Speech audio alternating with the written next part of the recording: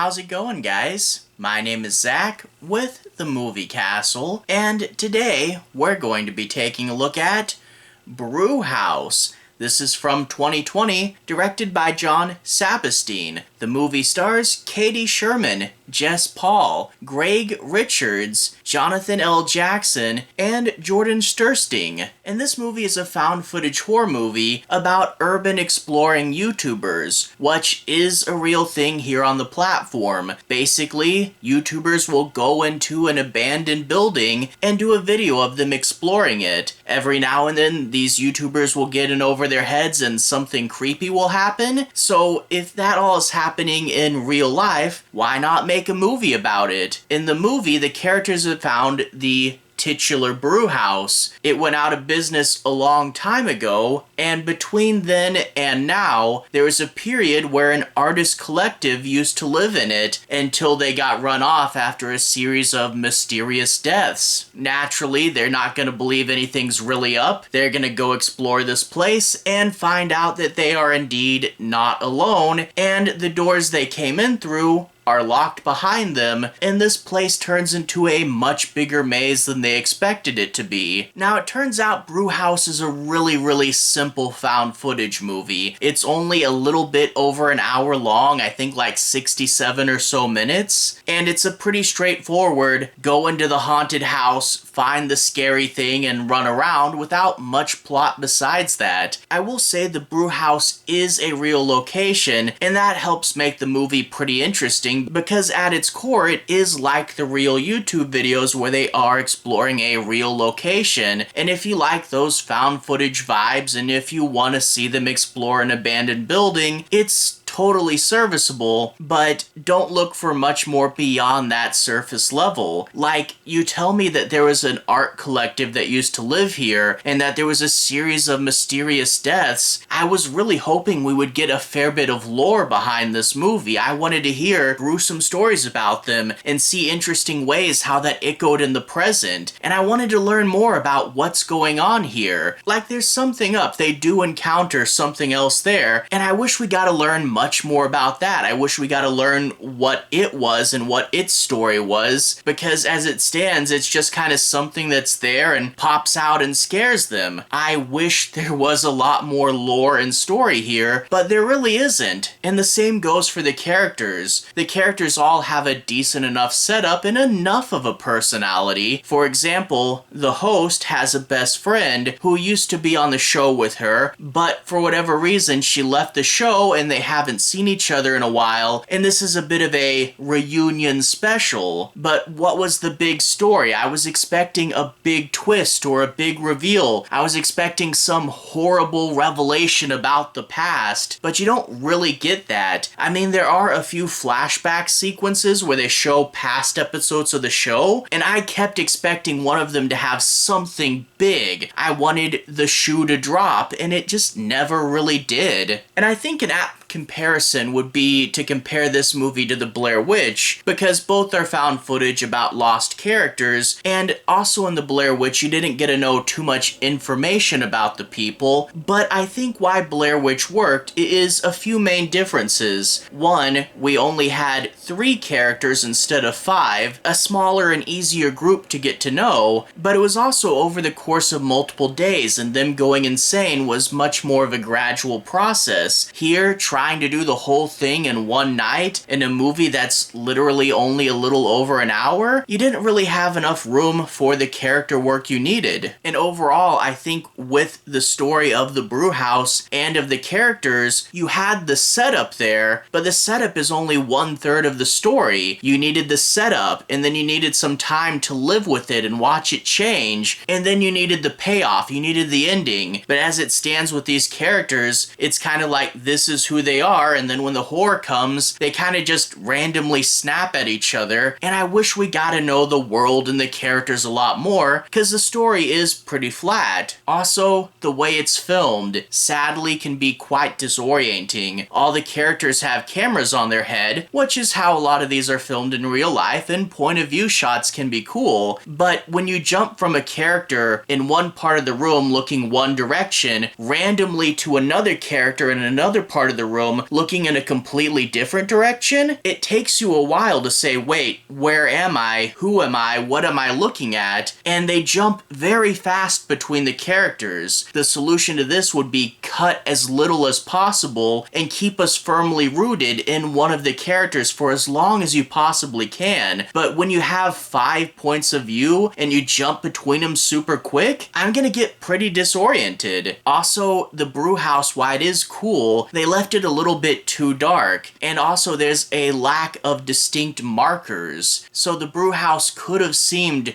big and labyrinthian with its own unique places, but when I'm just seeing a tiny little dark section of it and it all starts to look the same, it just seems more like a vague atmosphere that could be in one room rather than actually showing us a big distinct location with all its little intricate parts. And also, to stop the jumping issue and establish the location better, I really wish they had set up some static wide cameras. That would probably also help with the action in this movie, because yeah, this movie has a real problem when something actually happens. The characters will jump, the footage gets all shaky, and in turn it gets really blurry and hard to follow. There's so many times in this movie where I'm like, something scary happened, I don't know what it was though. And that also goes for whatever the thing is in here. Like, you just get a few blurry frames of it every now and then. It's hard to be scared of something with so little information about it. I mean, yeah, sure, there is a time and a place to be vague, but you can't just tell me generic thoughts of scary figure without me having something to latch onto and say that's that thing. It's hard to be scared of a few blurry frames is my point. And also, I can't forget to mention artificial digital warping. There's so many times where the digital cameras get all staticky, and it's clearly done in post, and a lot of found footage movies do this. It's something that does get to me because it's such an excuse to make it look scarier and hide a cut, and it's just something that bugs me. But overall, I don't want to tear on it too hard. It is a really simple movie, sure, but it is a movie about exploring an abandoned building done in the found footage style, and at its core, it is entertaining enough. It's a short little in-out fun adventure, even if it isn't too deep. I wish it was done better, and I wish there was more story, but it's also easy to find on streaming and relatively short, so if you want to just turn this on and have a few found footage thrills, it's totally serviceable in that regards. So overall, an okay horror movie that I definitely see flaws with and do wish was better, but at the end of the day, still fun enough, and I can recommend it to the right crowd. All that being said, to everyone who's watched so far, thank you for watching. To everyone who's liked and subscribed, thank you. You really are helping the channel out. I'll leave a relevant playlist on the bottom. This should be my found footage movies playlist. If you guys want to see me talk about other movies in the subgenre, feel free to click there and see more. Anyway, have a good day. I'll see you guys again very, very soon. Playlist here.